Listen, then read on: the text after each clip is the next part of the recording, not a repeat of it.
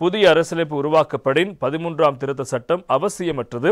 அமைச்சர் ராமலிங்கம் சந்திரசேகர் தெரிவிப்பு. அனைத்து இன மக்களுக்கும் சமத்துவம் வழங்கப்படும் என்கிறார் என்பதாக இன்றைய வீரகேசரி பத்திரிகையில் தொடர்பான செய்தி இடம்பெடுத்திருப்பதை காணலாம். அனைத்து இன மக்களுக்கும் சமத்துவம் வழங்குவதை உறுதி செய்யும் வகையில் புதிய அரசியலமைப்பு உருவாக்குவோம்.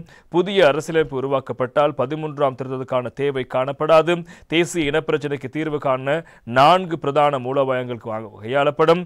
ஏற்கனவே குறிப்பிடப்பட்டதை போன்று அடுத்த ஆண்டு மாகாண சபை தேர்தல் நடத்தப்படும் என கடல்தொழில் மற்றும் நீரியல் மற்றும் கடல் வளங்கள் அமைச்சர் ராமலிங்கம் சந்திரசேகரன் தெரிவித்திருக்கிறார் என்பதாக அந்த செய்தி முக்கியமான செய்தியாக இடம்பெடுத்திருப்பதை நாங்கள் காணக்கூடியதாக இருக்கிறது.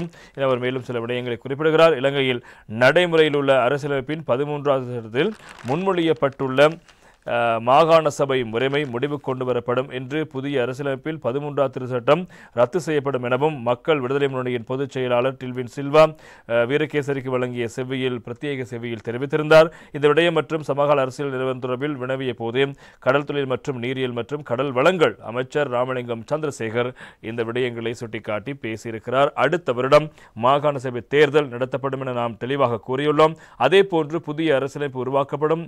அதன் போது நாட்டில் உள்ள சிங்கள தமிழ் முஸ்லிம் மக்களின் கருத்துக்களை கேட்டிருந்து அவர்களது அபிலாஷைகள் அதில் உள்ளடக்கப்படும். எனவே அனைத்து இன மக்களுக்கும் சமத்துவம் வழங்குவதை உறுதி செய்யும் வகையில் புதிய அரசியலமைப்பு உருவாக்குவோம். புதிய அரசியலமைப்பு உருவாக்கப்பட்டால் 13ஆம் திருத்தத்துக்கான தேவை காணப்படாது என நினைக்கிறேன் என்பதாக அவர் தெரிவித்திருக்கிறார். உண்மையில் உத்தேச அரசியலமைப்பில் 13ஆம் திருத்தம் சமஷ்டி அல்லது தனிநாடு இருக்குமா என எம்மால் கூற முடியாது.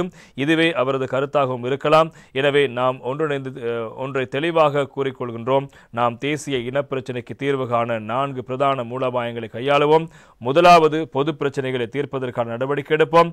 இரண்டாவதாக தமிழ் மக்கள் முகம் கொடுக்கும் தனித்துவமான பிரச்சனைகளுக்கு தீர்வை பெற்றுக் கொடுப்போம். மூன்றாவதாக மாகாண சபை மற்றும் இறுதியாக புதிய அரசியலமைப்பு உருவாக்குவோம். இதுவே எமது பிரச்சனைக்குரிய உபாய முறைகளாக தீர்ப்பதற்கான உபாய முறைகள் என்பதாக ராமலிங்கம் சந்திரசேகர் அமைச்சர் அவர்கள் தெரிவித்திருக்கிறார். டில்வின் சில்வா அவர்களும் இந்த விடயம் தொடர்பாக நேற்று தெரிவித்த கருத்து இந்த தினம் தினகரன் பத்திரிகையில் வந்திருக்கிறது. மாகாண சபை முறைமை முடிவுக்கு வருகிறது புதிய அரசியலமைப்பின் நடவடிக்கை என்பதாக அவர் தெரிவித்த கருத்து முக்கியமாக இருப்பதை நாங்கள் காணலாம். எனவே இந்த விடயத்தை அடிப்படையாக வைத்து அவர் தெரிவித்த கருத்துக்கள் தான் இப்போது அரசியல் பரப்பில் பேசுபொருளாக மாறியிருக்கின்ற விடயமாக இருப்பதை நாங்கள் காணக்கூடியதாக இருக்கிறது.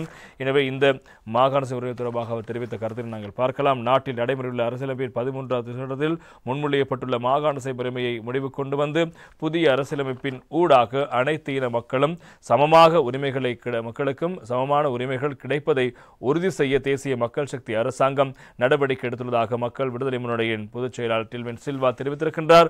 37 வருட காலமாக நடைமுறையில் உள்ள மாகாண சபை முறைமையால் நாட்டுக்கோ அல்லது தமிழ் மக்களுக்கோ எவ்விதமான பலனும் இதுவரையில் கிடைக்கவில்லை. மாறாக இலங்கையில் அனாவசியமான பிரச்சனைகள் தோற்றுவிக்கும் வகையில் நிலைமையை காணப்படுகிறது. சிங்கள மக்களுக்கும் தமிழ் மக்களுக்கும் இடையில் பிரச்சனைகளை தோற்றுவிக்காத வகையிலான அரசியல் ரீதியான தீர்வு எமது அரசாங்கம் முன்வைக்கும் என்பதாக அவர் தெரிவித்த விடயங்கள் முக்கியமாக இருப்பதை நாங்கள் காணலாம். எனவே இந்த விடயம் தான் இப்போது பேசுபொருளாக மாறி தமிழ் அரசியல் தரப்புகளும் அதே போல தென்னிலங்கை தலைவர்களும் தங்களுடைய கருத்துக்களை முன்வைத்து வருகிறார்கள்.